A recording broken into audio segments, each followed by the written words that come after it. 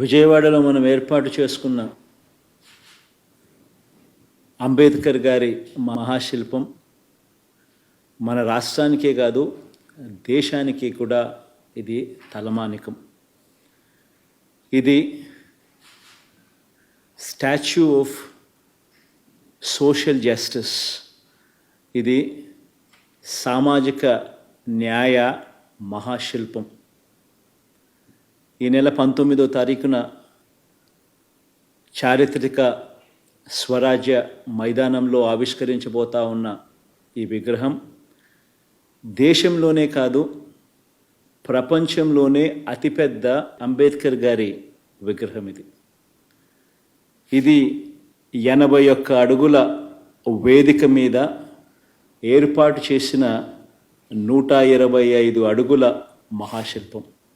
అంటే మొత్తం మీద 206 అడుగుల ఎత్తైన విగ్రహం ఇది. ఆ మహానుభావుడి ఆకాశమంతటి వ్యక్తిత్వం ఈ దేశ సామాజిక, ఆర్థిక, రాజకీయ, మహిళా చరిత్రలన్నీ కూడా మార్చేలా దాదాపు 100 సంవత్సరాల క్రితమే ఆయన వ్యక్తం చేసిన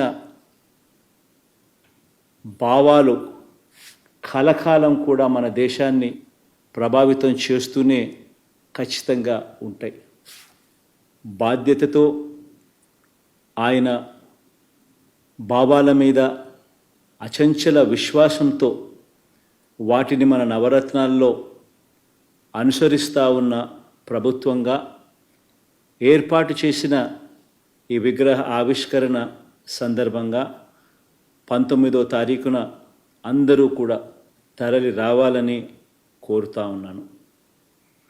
ఆయన అణగారిన వర్గాలకు చదువులు దగ్గరగా తీసుకువచ్చిన మహనీయుడు.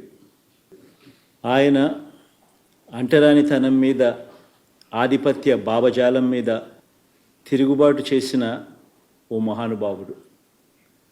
ఆయన సమసమాజ భావాలను నిలువెత్తు రూపంలో చూపించిన ఒక గొప్ప వ్యక్తి. ఆయన రాజ్యాంగం ద్వారా, రాజ్యాంగ హక్కుల ద్వారా నిరంతరం మనల్ని కాపాడే ఓ మహాశక్తి. ప్రతి వాడలో ఉన్న ఆయన విగ్రహం అణగారిన వర్గాలకు నిరంతరం కూడా ధైర్యాన్ని ప్రసాదించే ఓ మహాస్ఫూర్తి. దళితులతో పాటు కులాలు, మతాలకు అతీతంగా పేదలందరి జీవితాల్లో ఈ 77 సంవత్సరాల్లో వచ్చిన అనేక మార్పులకు మూలం డాక్టర్ బాబాసాహెబ్ అంబేద్కర్ గారి భావాలు. కాబట్టే ఆయన్ను ఇంతగా మనమందరం కూడా గౌరవించుకుంటా ఉన్నాం. మన విజయవాడలో ఆవిష్కరిస్తూ ఉన్న ఈ మహాశిల్పం మన రాష్ట్ర చరిత్రలో సువర్ణాక్షరాలతో నిలిచిపోవడానికి మాత్రమే కాకుండా చరిత్రను తిరగరాసేలా 100 సంవత్సరాల పాటు స్ఫూర్తిని కూడా విగ్రహం ఇస్తూ పోతూ ఉంటుంది.